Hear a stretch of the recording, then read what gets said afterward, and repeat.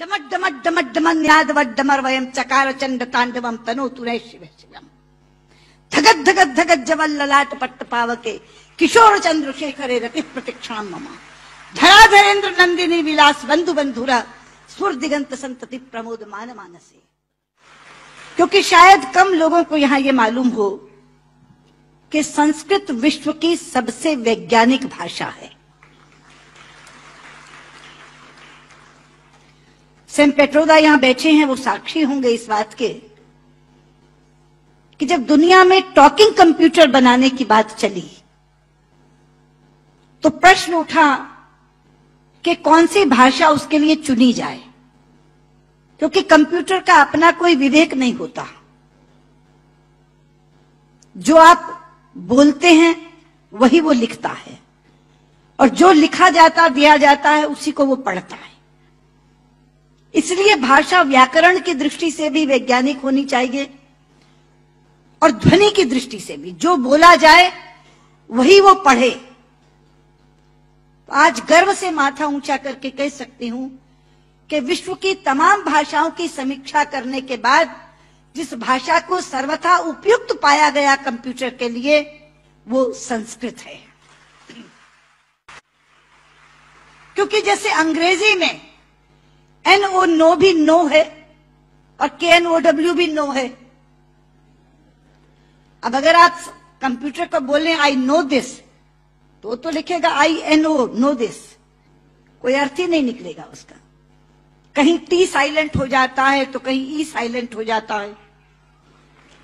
बोलते हैं लिखते हैं एंटरप्रेन्योर, बोलते हैं एंटरप्रेन्योर। वो विवेकहीन कंप्यूटर कैसे देखेगा इसको? लेकिन संस्कृत में जो बोला जाता है वही लिखा जाता है। यहां तक कि छोटी ई और छोटे ऊ की मात्रा की ध्वनियां भी अलग है। इति, यदि आपने छोटा बोला तो इति, लेकिन दही बड़ी की मात्रा बोला तो दही। तो जो बोलेंगे वो लिखेगा, जो लिखेगा वही पढ़ेगा। लेकिन केवल ध्वनि की बात नहीं, मैं संस्कृत की वैज्ञानिकता के दो उदाहरण आपको देना चाहूंगी।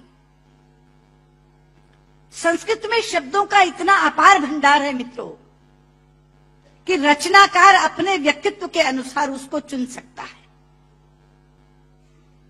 एक प्रसंग है रामायण का कि जिस समय भगवान श्री राम लंकेश पर विजय प्राप्त करने के लिए लंका जाते हैं तो भगवान शंकर की आराधना करते हैं। वो स्तुति जिसमें करते हैं वो रामचरितमानस में रुद्राष्टकम के नाम से समाविष्ट किया गया है। रुद्राष्टकम के शब्द हैं नमामि शमीशान निर्वाण रूपम विभुम व्यापकम ब्रह्म वेद स्वरूपम निजम निर्गुणम निर्विकल्पम निरीहम चिदाकाशमाकाशवासम भजे। लेकिन उसी समय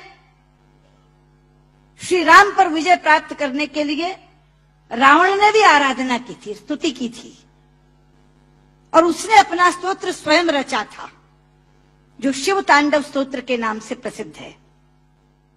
शब्द हैं डमट डमट डमट डमन निनादवड्डमर वयं चकार चंड तांडवम तनोतु रे शिव शिवम धगत धगत धगत जवल ललाट पट्ट पावके किशोर चंद्रशेखरे रति प्रतिक्षण मम धराधरेन्द्र नंदिनी विलास बंधु बंधुरा स्फुर दिगंत संतति प्रमोद मान मानसे।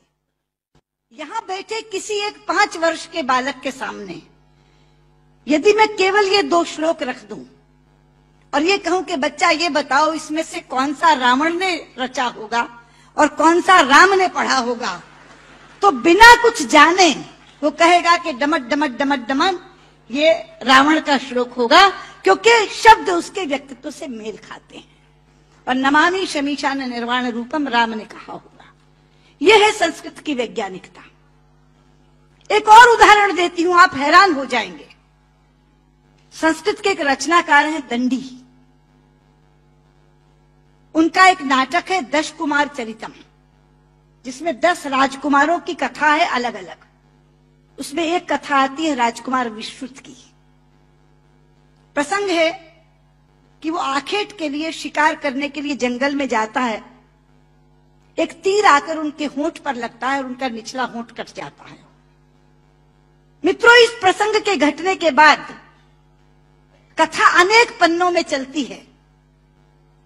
कितने ही संवाद विश्रुत बोलता है, लेकिन दंडी ने पूरे संवादों में कहीं भी ओष्ठांग का प्रयोग विश्रुत से नहीं करवाया है। ओष्ठांग क्या है? पूरा अल्फाबेट हिंदी का जो पवर्ग है वो ओष्ठांग है। प, फ, ब, फ, म। प, फ, ब, फ, म दोनों होंठ मिलाकर बोले जा सकते हैं।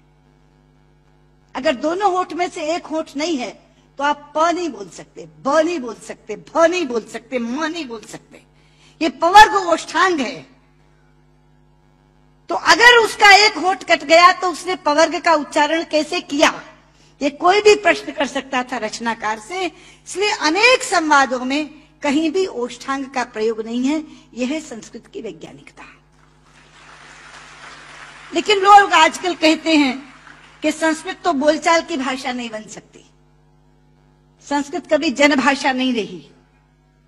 शायद इससे बड़ी अज्ञानता की बात कोई दूसरी नहीं हो सकती। संस्कृत जनभाषा रही है। छोटे लोग, अनपढ़ लोग, बिना विद्यालय में गए लोग संस्कृत बोलते रहे हैं। राजा भोज के काल में एक प्रसंग आता है कि राजा भोज एक बार अपने प्रजा का हालचाल जानने के लिए जंगल से जा रहे थे।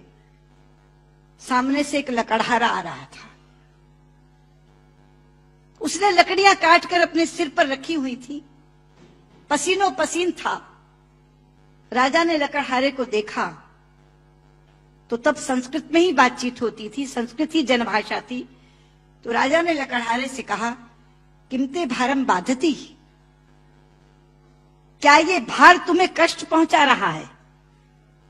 लेकिन बाध शब्द जो है मित्रों, वो धातु है जो परस्मयी पदी नहीं चलती, आत्मनेपदी चलती है। संस्कृत में दो तरह की धातुएं हैं। परस्मयी पदी चलती है बाधती, बाधता, बाधंती, और आत्मनेपदी चलती है बाधते, बाधेते, बाधनते। बाध शब्द जो है वो आत्मनेपदी में है। तो लकड़हारा जवाब क्या देता है?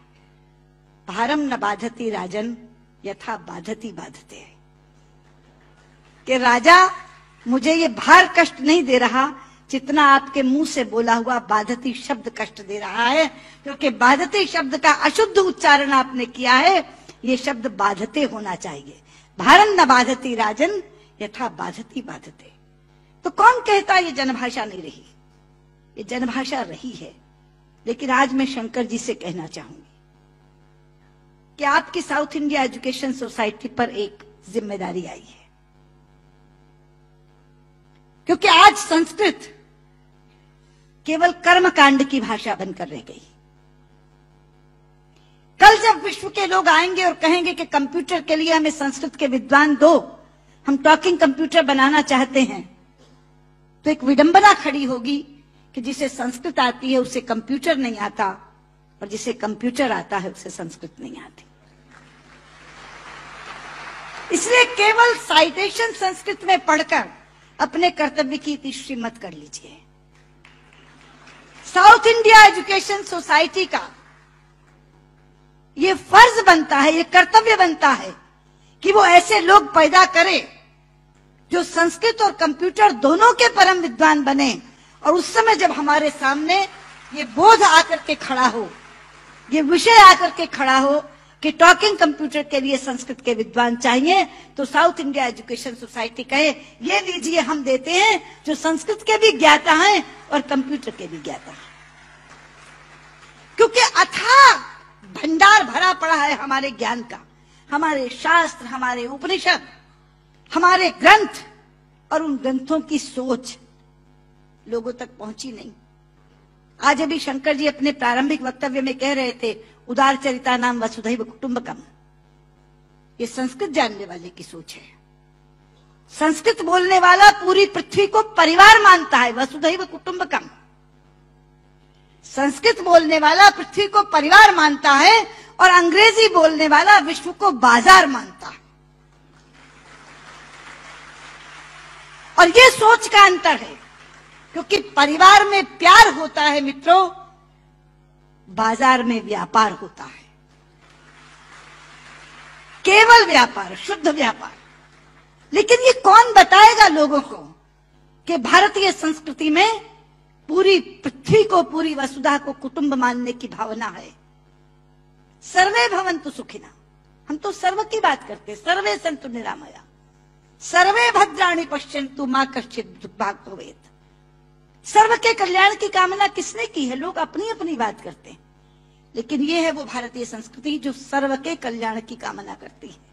इसलिए बहुत ज्यादा आवश्यक है कि ये ज्ञान जो छिपा पड़ा है पुस्तकों में, केवल इस कारण नहीं पहुंच पा रहा कि ऐसी भाषा में है जो भाषा मृतप्राय होती जा रही है, जो भाषा केवल मंत्रोच्चार की भाषा बन गई है कि विवाह पद्धति करानी है, जन्म मरण कराना है तो पंडित जी को बुला लो, वो भी अपना आधा अशुद्ध और आधा शुद्ध बोल के चले जाते हैं, क्योंकि उनको भी कोई टोकने वाला नहीं, उनको भी कोई कहने वाला नहीं कि आप क्या कर रहे हैं।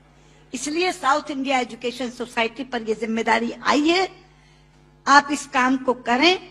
और मैंने अभी जब आप बैठे थे तो मैंने आपसे कहा था कि जो 2.5 लाख का पुरस्कार आपने मुझे दिया है मैं आपको वापस करती हूं, आप इसी पुण्य कार्य में आप उसका इस्तेमाल करें और ये काम आप जरूर करेंगे। मुझे लगता है तभी मेरा यहाँ आना सार्थक होगा। बहुत बहुत